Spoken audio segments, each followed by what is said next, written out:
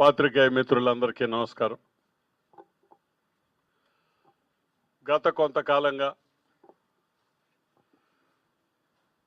YSR Congress party Nellore జిల్లా నాయకుల మీద, కార్యకర్తల మీద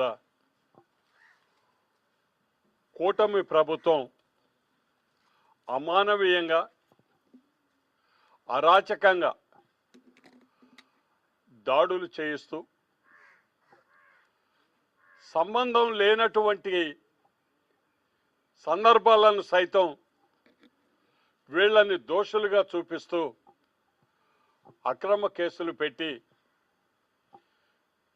కార్యకర్తల్ని, నాయకుల్ని ఇబ్బందులకు గురి చేయటం మనం అందరం కూడా చూసాం. రాష్ట్ర నాయకులు జగన్మోహన్ రెడ్డి గారు నెల్లూరుకు వచ్చినటువంటి సందర్భంలో ఏ విధంగా ప్రసన్న కుమార్ రెడ్డి గారి ఇంటిని ధ్వంసం చేసినటువంటి చర్యను ఆయనకు చెప్పేటటువంటి క్రమంలో ఆ రోజు సందర్శనకి జగన్మోహన్ రెడ్డి ఆయన ఇంటి దగ్గరకు వచ్చే క్రమంలో జరిగినటువంటి కొంత తోపులాటకి జనసంద్రం ఎక్కువై ఆయన్ని చూడ్డానికి వచ్చినటువంటి జనంలో ఉన్నటువంటి ఆతురత సందర్భంగా కొంత తోపులాటకి గురైనటువంటి సందర్భంలో ఒక హెడ్ కానిస్టేబుల్ గాయపడటం జరిగింది. అంతే తప్ప యాదృచ్ఛికంగా జరిగినటువంటి అటువంటి సంఘటనలను సైతం హత్య చేయడానికి ప్రయత్నం చేసినాడు అనేటటువంటి సెక్షన్లు విధించి నల్లపురెడ్డి ప్రసన్న కుమార్ రెడ్డి గారి మీద కావచ్చు, మరి అదేవిధంగా నెల్లూరు నగర అధ్యక్షుడు బొబ్బల శ్రీనివాస్ యాదవ్ గారి మీద కావచ్చు, కొడవలూరు మండల నాయకులు శ్రీనివాసులరెడ్డి గారి మీద కావచ్చు, అదేవిధంగా ఇంకొక 21 మంది మీద కేసులు ఏర్పాటు చేసి వాళ్ళని ఇబ్బందికి గురి చేసినటువంటి సందర్భంలో ఈరోజు కొంతమందికి బెయిల్ రావటం, ఒక ముగ్గురికి బెయిల్ రాకుండా దానిని తిరస్కరించబడటం జరిగిన సందర్భం ఈరోజు మనం అందరం చూసాం. ప్రతి ఒక్క సందర్భంలో ఎక్కడెక్కడైతే ప్రశ్నించే గొంతు, తిరుగుబాటు చేయగలిగిన శక్తి కలిగినటువంటి నాయకులు ఎదురవుతారో, కాకాని గోవర్ధన్ రెడ్డి గారు కావచ్చు, మరి అదేవిధంగా నగరాధ్యక్షుడు కావచ్చు, మిగతా మండలాల్లో ఉన్నటువంటి వైఎస్ఆర్ కాంగ్రెస్ పార్టీ నాయకుల్ని కావచ్చు, అందరినీ అసంబద్ధమైనటువంటి కేసుల్లో ఈరోజు ప్రతి ఒక్కరూ ముద్దాయిలుగా నిలబడి బెయిళ్ల కోసం తిరిగేటటువంటి పరిస్థితిని ఈ జిల్లాలో చూస్తున్నామండి. గతంలో ఎప్పుడు కూడా ఈ పోకడలు లేవు. రాజకీయాల్లో విమర్శలు, ప్రతి విమర్శలు ఉండవచ్చేమో తప్ప కక్షపూరిత వాతావరణం అనేది కొత్తగా ఈరోజు మనం ఇప్పుడే చూస్తూ ఉన్నాం ఈ కార్యక్రమాలన్నీ.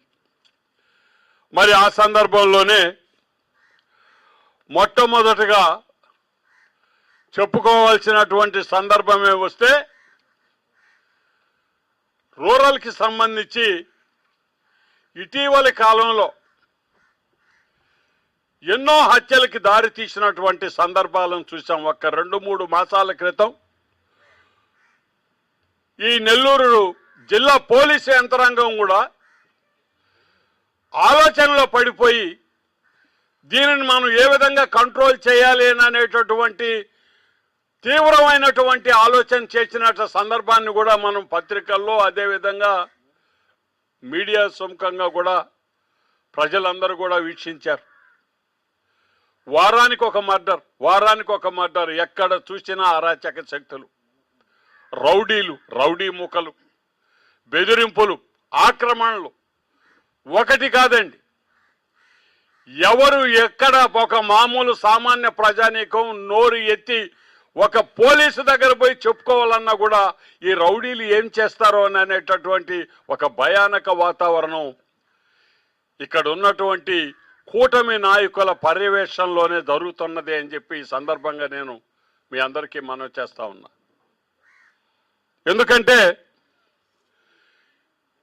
ఈ కర్మ వైఎస్ఆర్ కాంగ్రెస్ పార్టీకి పోస్తా ఉన్నారు. ఇప్పుడు ఈ రౌడీలు, ఈ అరాచక శక్తులు, వీళ్ళందరికీ వైఎస్ఆర్ కాంగ్రెస్ పార్టీతో సంబంధం, తెలుగుదేశం పార్టీకి ఎటువంటి సంబంధం లేదనే మాట ఈరోజు ఆ పార్టీల నాయకులు మాట్లాడుతున్నారు. మరి మేము ఒకటే అడుగుతున్నాం, ఈరోజు ఎవరైతే జైల్లో ఉండి జైలు నుంచే ముఠాలను తయారు చేసి ప్రసన్న కుమార్ రెడ్డి ఇంటిని ధ్వంసం చేసేటటువంటి కార్యక్రమంలో అతని హస్తం కూడా ఉందనేటటువంటి విషయం పబ్లిక్ గా ఈరోజు ప్రజలు మాట్లాడుకునేటటువంటి పరిస్థితే వస్తే, జైలులో ఉన్నటువంటి వ్యక్తికి ఈ విషయాన్ని ప్రేరేపించి రౌడీ మూకల్ని ప్రసన్న కుమార్ రెడ్డి ఇంటి మీదకు పంపించడంలో ఎవరి హస్తం ఉన్నది అని చెప్పి ఒక్కసారిగా అందరం కూడా ఆలోచన చేయాల్సిన సందర్భం అండి. ఎందుకంటే వైఎస్ఆర్ కాంగ్రెస్ పార్టీ నాయకులు ఎవరు కూడా ఈరోజు పదవుల్లో లేరు, జైళ్లలో ఉన్నారు. తప్పితే ఊళ్ళు వదిలి పక్కకి వెళ్ళిపోయి ఉన్నారండి బెయిల్ కోసం. ఇక్కడ ఎవరు కూడా ఇంకొకరిని దౌర్జన్యం చేసేటటువంటి పరిస్థితుల్లో ఉన్నటువంటి నాయక గణం ఎవరు కూడా నెల్లూరు టౌన్లో ప్రస్తుతానికైతే ఎవరు కూడా లేరు, భవిష్యత్తులో కూడా ఉండరు. ఎందుకంటే ఆ అలవాటు ఇక్కడ లేదు. మరి ఇదే మా సోదరుడు నెల్లూరు రూరల్ ఎమ్మెల్యే గారు గతంలో వైఎస్ఆర్ కాంగ్రెస్ పార్టీలో ఉన్నారు. జగన్మోహన్ రెడ్డి గారి సలవుతో ఆయన శాసనసభ్యుడిగా ఉన్నప్పుడు తెలుగుదేశం పార్టీకి సంబంధించినటువంటి తిరుమల రావు కానివ్వండి, స్టూడెంట్ లీడర్ అయ్యా. మరి అదేవిధంగా మాతంగి కృష్ణ, అనేకమైనటువంటి అప్పట్లో తెలుగుదేశం, ఈ శ్రీధర్ రెడ్డి గారు వైఎస్ఆర్ కాంగ్రెస్ పార్టీలో జగన్మోహన్ రెడ్డి మనిషిని, ఆయన బిడ్డని నేనని చెప్పుకునేటటువంటి తరుణంలో అరాచక మూకలతో నడి రోడ్లో పట్ట పగలు దాడులు చేయించినటువంటి సందర్భాలు చూశాం. ఆ రోజు ఎవరైతే అమాయకులైన పిల్లలు, చిన్న యువకులండి, తెలిసి తెలియని వయసులో ఉన్నటువంటి వాళ్ళని రెచ్చగొట్టి వాళ్ళ మీద కొట్లాటలకు పంపించి వాళ్ళు తన్ని వాళ్ళు కేసుల్లో ఇరుక్కోబోయి శ్రీధర్ రెడ్డి కాడ నిలబడిపోయి ఉన్న వాళ్ళు ఎప్పుడైతే వాళ్ళ తల్లిదండ్రులు అందరూ అయ్యా ఈ అరాచకమైన పద్ధతుల్లో మన బిడ్డలు ఇరుక్కున్నారంటే వాళ్ళకి భవిష్యత్తు ఏం కావాలని వీళ్ళకి దూరంగా జరగండి అని చెప్పి ఆ బిడ్డల్ని ఎప్పుడైతే అతని దగ్గర నుంచి ఎడం చేస్తా వచ్చారో అటువంటి వాళ్ళందరి మీద మళ్ళీ రౌడీ షీట్లు అతనే తెరిపించిన పరిస్థితులు చూసాం. ఈరోజు ఆ రోజు నుంచి జరిగినటువంటి అంటకాగిన ఈ అరాచక శక్తులతో అంటకాగినటువంటి వ్యక్తి ఎవరైనా ఉన్నారు అంటే వైఎస్ఆర్ పార్టీలో ఉన్నటువంటి అప్పటి శ్రీధర్ రెడ్డి అండి, ఇంకా ఎవరూ లేరు దీంట్లో. మరి అదేవిధంగా ఈరోజు ఆ అంటకాగినటువంటి స్నేహము లేకపోతే పెంచి పోషించినటువంటి ఆ దుర్మార్గ ఫలితము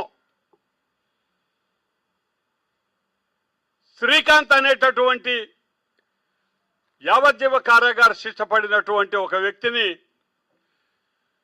మరి ఎందుకనో ఆయన బయటకు తీసుకురాదలుచుకొని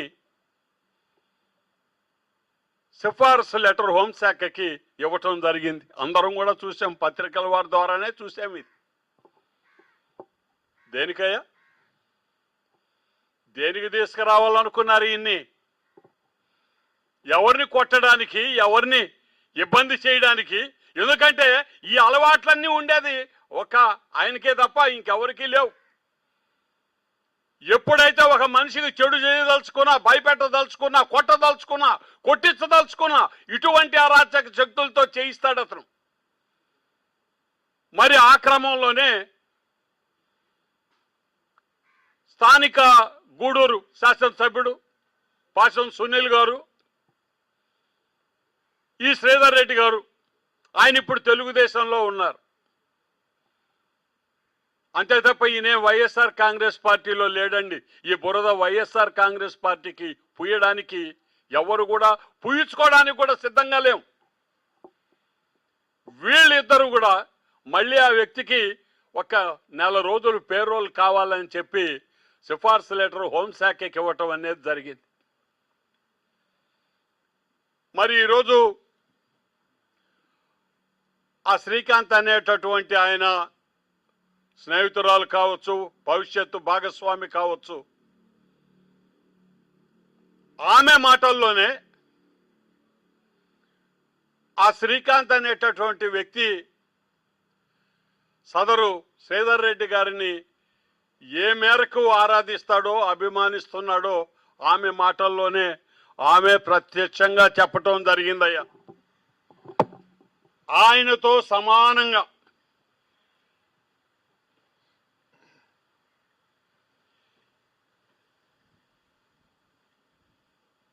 చెప్తున్నారు. మీరు అసలు ఏ పార్టీ ఎవరు మిమ్మల్ని నల్లపరెడ్డి ప్రసన్న ఒక నిమిషం సార్, నల్లపరెడ్డి ప్రసన్న కుమార్ రెడ్డి ఒక నిమిషం నేను చెప్తాను సార్ దాని క్లారిటీ సార్. వీళ్ళు ఎంటైర్ శ్రీకాంత్ ఫ్యామిలీ మొత్తం కూడా కోటంరెడ్డి శ్రీధర్ రెడ్డి గారికి నమ్మిన బంటులు సార్. వాళ్ళు ఆయన అంటే ప్రాణం సార్. శ్రీకాంత్ ఈ రోజు జైల్లో ఊపిరి పీల్చుకుంటున్నాడంటే అది ఆయన ఉన్నాడనే ధైర్యము ఆయన కోసమే సార్. ఆయన కోసమే బతుకుతున్నాడు. ఈవెన్ ఆయనకి నా మీద ఆయన మీద నాకు చాలా ప్రేమ ఉంది, కానీ ఆయన 50% నా మీద ప్రేమ ఉంది సార్. 50% శ్రీధర్ రెడ్డి గారిని ప్రేమిస్తారు ఆయన, అది వాస్తవం సార్. నల్లపరెడ్డి ప్రసన్న కుమార్ రెడ్డి వాళ్ళ మనిషి అయితే శ్రీకాంత్ కాదు సార్. అసలు నా తెలిసి ఆయన పరిచయం కూడా ఉండకపోవచ్చు. నల్లపరెడ్డి శ్రీనివాస్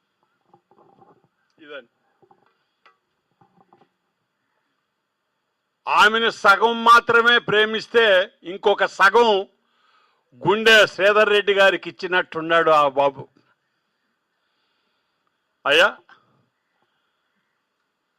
హత్య అనేది సర్వసాధారణమైనటువంటి పరిస్థితులు అలవాటు చేసుకొని దందాలు చేసేటటువంటి వ్యక్తులు ఈరోజు జైళ్లలో ఉంటే వాళ్ళని మీరు ప్రజాప్రతినిధులు అయి ఉండి అటువంటి అరాచక శక్తుల్ని రోడ్లలోకి తీసుకురావాలనే ఆలోచన చూడండి.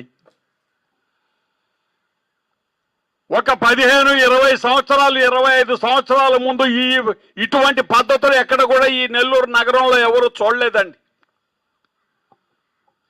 కానీ కేవలం ఈరోజు రౌడీలు, గూండాలు ఎవడు ఏం చేస్తాడో, వాడు జోలికి పోతే ఎవడు ఏం చేస్తాడో, ఎవడు బెదిరిస్తాడో, ఎందుకు వచ్చింది మనం నోరు మూసుకొని గమ్మునుంటే పోద్ది.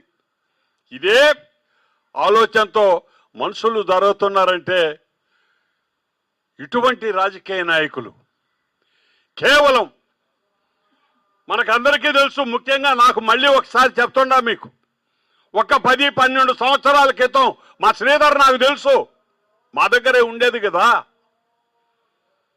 మామూలు స్థాయి. అతనే చెప్పాడు ఒకసారి, పాలు లేకపోతే నా స్నేహితుడు హరిబాబు జోబిలో 100 రూపాయలు ఉంటే తీసుకుపోయి నేను పాలు పట్టించినాను నా బిడ్డలకని ఆయనే స్వయంగా చెప్పిన సందర్భం ఉంది. కానీ ఈ రోజుకి ఆ హరిబాబు జోబిలో మాత్రం 100 రూపాయలే ఉండయి. మావాడైతే వెళ్ళిపోయాడు ఎక్కడికో. మరి ఎట్లా సాధ్యమైందండి? అపారమైన సంపద ఒక ప్రజాప్రతినిధిగా 1 రూపాయి లేనివాడు 10 సంవత్సరాలలో కోట్లకు బడగలెత్తగలిగినాడంటే దాదాపు కోట్ల రూపాయలు, 100 కోట్ల రూపాయలు పెట్టి ఫ్యాక్టరీలు పెట్టిన వాళ్ళు, కాంట్రాక్టులు చేసిన వాళ్ళు కూడా సంపాదించలేనటువంటి సంపద కేవలం రౌడీ మూకలతో, అరాచక శక్తులతో భయభ్రాంతులకు చేసి దందాలు, బ్లాక్మెయిలింగ్, ఒకటేమిటి అన్ని దారులు తప్పనిసరిగా వీటన్నిటి పరిస్థితి కూడా ఎవరెవరికి జరిగిందో హాని ప్రతి ఒక్కరు కూడా ఒకరోజు నోరు విప్పి బయట మాట్లాడే రోజు వచ్చిన రోజు బహుశా నాకు తెలిసి ఆ రోజు ఎవరిని కాపాడలేని పరిస్థితి వస్తుందండి. మరి ఇంత మకిలి మీ దగ్గర పెట్టుకొని మేము ఈరోజు ఉదయమే చూశాం, శ్రీధర్ రెడ్డి గారి అనుచరులు వాట్సాప్లో ఈ ఫేస్బుక్లో మెసేజెస్ పెట్టున్నారు. ఆయన సిఫార్సు లేఖ ఇచ్చింది నిజం, కానీ అది హోంశాఖ తిరస్కరించింది. ఆయనకి ఎటువంటి సంబంధం లేదు. ఆయనకి సంబంధం లేకుండా, ఆయనకు తెలియకుండా హోంశాఖ ఏ విధంగా పేరోల్ ఇచ్చింది, ఇంకా ఏ శక్తులు పైన ఉన్నాయి, పై స్థాయిలో ఉన్నాయి అనేది వాళ్ళు క్వశ్చన్ చేసినట్టు ఫేస్బుక్లో చూశా. నిన్న ఈటీవీలో మనం ఒక చర్చ చూసాం. కేబినెట్ మీటింగ్లో ఏ విధంగా ఇతని పేరోల్ విషయం వస్తే ఒక ఇద్దరు శాసనసభ్యుల ఏదైతే సిఫార్సు లేఖలు ఉన్నాయో వాటి మీద జరిగినటువంటి ఒత్తిడి మీద దాన్ని హోంశాఖ సెక్రటరీ మళ్ళీ హోమ్ మినిస్టర్ అనిత గారి ఆమోదంతో ఈ పేరోల్ అనేది రిలీజ్ అయిందో అవన్నీ కూడా ఈటీవీలోనే వచ్చాయి, వాళ్ళ టీవీలోనే. శాసనసభ్యుల సిఫార్సు లెటర్ల మీదే ఒత్తిడికి గురైనటువంటి హోంమంత్రి. కానీ వీళ్ళు ఏం చెప్తున్నారు ఇక్కడ? మాకు సంబంధం లేదు, మేము సిఫార్సు లెటర్లు అయితే ఇచ్చాము, హోంశాఖ రిజెక్ట్ చేసేసింది కాబట్టి మాకు సంబంధం లేదు. హోంమంత్రి ఏ రకంగా ఇచ్చిందో దీనికి ఆమె బాధ్యురాలు, మాకు ఎటువంటి సంబంధం లేదు. మరి ఈ మాట మీద హోంమంత్రి అనిత గారు వివరణ ఇవ్వాల్సినటువంటి పని లేదా అని అడుగుతున్నారు. వీళ్ళకి సంబంధం లేదంట. ఇది ఆమె ఇచ్చిందంట, దేనికి ఇచ్చిందో మా వాళ్ళకి తెలియదంట. మరి ఎందుకు ఇచ్చింది ఆమె? పేరోల్ ఎందుకు ఇచ్చింది ఆమె? ఓవర్లుక్ ఏంది? ఓవర్లుక్ అనే సమస్య లేదు. ఒకరికి ఇద్దరు జిల్లాల ఎస్పీలు, ఇతను అంత నోటోరియస్ క్రిమినల్, ఇతను బయటకు వస్తే ప్రమాదం, సమాజానికి చెడు జరుగుతుంది, ఇవ్వడానికి లేదు అని చెప్పిన తర్వాత కూడా ఇతనికి పేరోల్ వచ్చిందని అంటే మరి శాసనసభ్యుల ప్రమేయం లేకుండా వాళ్ళు మాకు ఎలక్షన్లో సహాయం చేశారు, మీరు ఇవ్వకుంటే ఎట్టనే మీ ఒత్తిడి లేకుండా మరి హోంమంత్రి గారు ఈ పేరోల్ ఇచ్చుంటారా? ఒకవేళ కనుక ఇచ్చుంటే ఆమె సమాధానం చెప్పాల్సిన పరిస్థితి కూడా ఉంది కదా. ఇదేనయ్యా ప్రజలు గమనించాల్సింది కూడా ఇదే, ప్రజలకు మేము మనవి చేసేది కూడా ఇదే. ఈ అరాచక శక్తులు, ఈ దౌర్జన్యకరమైనటువంటి దందాలు ఇవన్నీ కూడా ప్రస్తుతం తెలుగుదేశం పార్టీలో ఉన్నటువంటి వ్యక్తులవే తప్ప వైఎస్ఆర్ కాంగ్రెస్ కి సంబంధించినటువంటి పరిస్థితి ఈ రోజు లేదు అని చెప్పి మనవి చేయడానికే నేను ఈరోజు మీ అందరికీ ఈరోజు ఇది మీ ముందు తీసుకొస్తున్నాను. మరి అదే విధంగా ఆ వీడియోలోనే ఇంకొక తమాషా కూడా చూసాం. ఎవరో జగదీష్, ఆ అమ్మాయి చెప్తుంది ఆదాల ప్రభాకర్ రెడ్డి దగ్గరికి వెళ్ళాడు, అక్కడి నుంచి అతను వెళ్ళిపోయిన తర్వాత ఆదాల ప్రభాకర్ రెడ్డి గారు ఓడిపోయిన తర్వాత మళ్ళీ అతన్ని తీసుకొని వచ్చి ఇక్కడ పెట్టడంలో శ్రీకాంత్. ఎక్కడ పెట్టడంలో? శ్రీకాంత్ మనకు సంబంధం లేకుంటే ఎక్కడ పెట్టడంలో తీసుకొచ్చాడు ఆయన. 50% ప్రేమించినటువంటి రూరల్ ఎమ్మెల్యే గారి దగ్గర కాదా, ఇక్కడ చేరి కదా ఆదాల ప్రభాకర్ రెడ్డి ఆఫీసులో వాళ్ళని అమ్మ నా బూతులు తిట్టించారు వీడియోలలో. ఎక్కడ తిట్టారండి? ఇది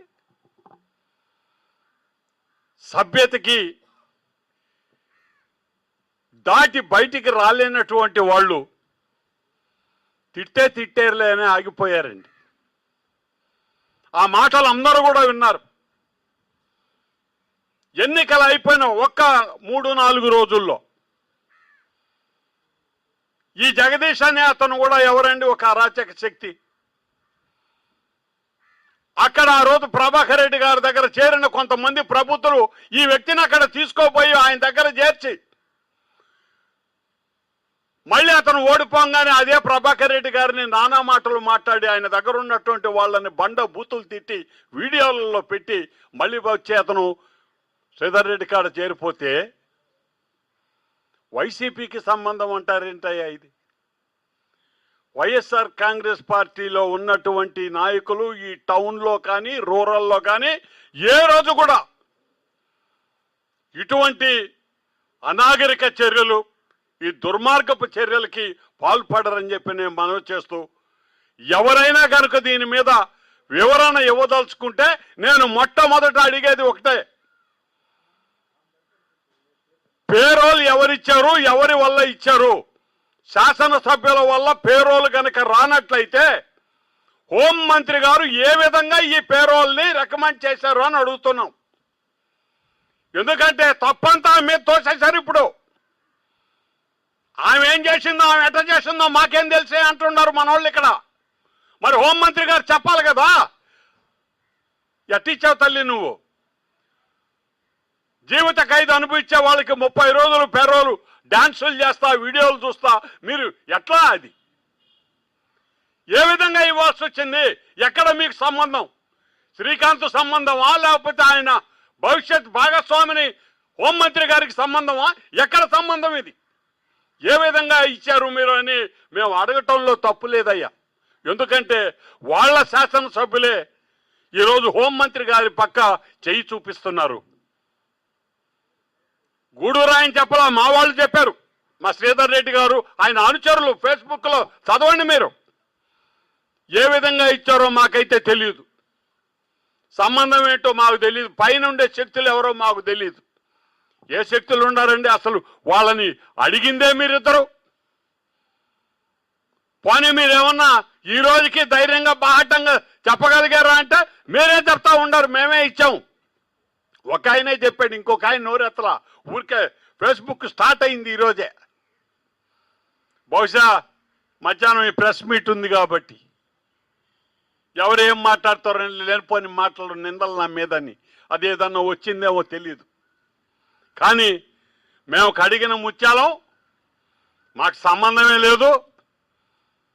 ఈ దోషిత్వం అంతా కూడా హోంమంత్రిదే అని బాహటంగా చెప్తున్నటువంటి మా శాసనసభ్యుల అనుచరులు, ఒకవేళ శాసనసభ్యుని ఆలోచనేమో అది, లేదంటే వీళ్ళ అతి ఆలోచన మాకు తెలియదు. కానీ తప్పనిసరిగా హోంమంత్రి గారు దీని మీద వివరణ ఇవ్వాలని కోరుతున్నా. ఎందుకంటే ఇది ఓవర్లుక్ కాదండి, ఓవర్లుక్కి అవకాశమే లేదు. స్పష్టమైనటువంటి సంకేతాలతో, రైటింగ్తో 2 జిల్లాల ఎస్పీలు ఇతని వల్ల సమాజానికి అమిత ప్రమాదము, ఇతన్ని వదలడానికి లేదని రాసిన తరువాత అది చదవకుండా హోంమంత్రి గారు ఇచ్చారంటే ఎవరు కూడా నమ్మశక్యం కాని మాట. ఎంత ఒత్తిడికి లోనైందో ఆమె, ఎంత తీవ్ర పరిస్థితుల్లో ఎట్లా చేశారో ఆమెని, ఆమె చేత సంతకం పెట్టించే స్థాయిలో ఎవరు ప్రయత్నం చేశారో ఈ ఉత్తరాలు ఇచ్చిన వాళ్ళ ద్వారానే తెలియాలి. లేదంటే హోంమంత్రి గారే చెప్పాలి. ఆమెకి ఇంకెక్కడన్నా వాళ్ళు మరి సంబంధమో, ఆ అరుణమ్మ అనే ఆమె వాళ్ళు ఏమన్నా తెలిసిన వాళ్ళు అడిగినందువల్ల ఆమె జాలిపడి ఇచ్చిందో మరి అదే వాళ్ళు చెప్పాల్సినట్టు విషయమే తప్ప పూర్తిగా తెలుగుదేశం పార్టీకి సంబంధించినటువంటి ఈ దుశ్చర్యని వైఎస్ఆర్ కాంగ్రెస్ పార్టీకి పూసేదానికి తయారైనారయ్యా. చూడండి, ఈరోజు కావల్లో 307 పెట్టారు. ఎవరి మీదయ్యా? 2 సార్లు కావలి ఎమ్మెల్యే వైఎస్ఆర్ కాంగ్రెస్ రాంప్రతాప్ రెడ్డి, అతని మీద 307 పెట్టారు, అరెస్ట్ చేయడానికి తయారయ్యారు. అదే రకంగా బొబ్బల్ శ్రీనివాస్ యాదవ్, అసలు ఆ ప్రాంతంలోనే లేడు అతను. ఆ కానిస్టేబుల్ ఎక్కడ పడ్డాడు, ఈయన ఎక్కడ ఉన్నాడో కూడా తెలియదు దేనికి, అతని పేరు రాసేశారు. అతని మీద కూడా 307 ఏర్పాటు చేశారు. ఈ రకంగా మీకు కాని వాళ్ళ మీద, లేకపోతే మీ గురించి ధైర్యంగా మాట్లాడతారనే వాళ్ళ మీద ఇటువంటి అభూత కల్పనతో కేసుల మీద కేసులు పెట్టుకుంటా పోతే తప్పనిసరిగా వైఎస్ఆర్ కాంగ్రెస్ పార్టీ ఇవన్నీ లెక్క రాస్తుందండి, తప్పనిసరిగా రాస్తుంది. వాస్తవంగా తప్పు చేసి ఉండి మిమ్మల్ని దౌర్జన్యంగా కొట్టుంటే రాసేయండి కేసు, ఏమి ఇబ్బంది లేదు, జైలుకి పోయి తెచ్చుకుంటారు వీళ్ళు బెయిలు. అసలు సంబంధమే లేదా కృష్ణారావు అనుకుంటారు రోడ్డు పక్కన నిలబడితే. పోలీస్ హెడ్ కానిస్టేబుల్ చెయ్యరగొట్టే పరిస్థితి ఈరోజు వైఎస్ఆర్ కాంగ్రెస్ పార్టీ వాళ్ళకు ఉందండి రోడ్లో? చెప్పండి అందరూ, ఎవరికైనా ఉందా ఆ పరిస్థితి? కాబట్టి ఇటువంటి దుర్మార్గపు ఆలోచనలతో వైఎస్ఆర్ కాంగ్రెస్ పార్టీ కార్యకర్తల్ని, నాయకులు గొంతు నులముదాం అనేటటువంటి ఆలోచనతో చేసే ఏ ప్రయత్నాన్నైనా సరే వైఎస్ఆర్ పార్టీ ఖండిస్తుంది. తప్పకుండా ఇటువంటి పరిస్థితుల్ని ముఖ్యంగా రూరల్లో, నెల్లూరు రూరల్ నియోజకవర్గంలో ప్రతి ఒక్క కార్యకర్త, నాయకుడు, డివిజన్ ఇన్ఛార్జెస్ అందరూ కూడా సంసిద్ధంగా ఉన్నారు. ఎటువంటి పరిస్థితినైనా ఎదుర్కొంటాము. ఖచ్చితంగా న్యాయం తరఫున మేము గొంతెత్తుతాము. మీరు చేసేటటువంటి పొరపాటుని మేము ప్రశ్నిస్తూనే ఉంటామని చెప్పి మనవి చేస్తూ పెద్దలందరికీ నమస్కరిస్తూ సెలవు తీసుకుంటున్నాను.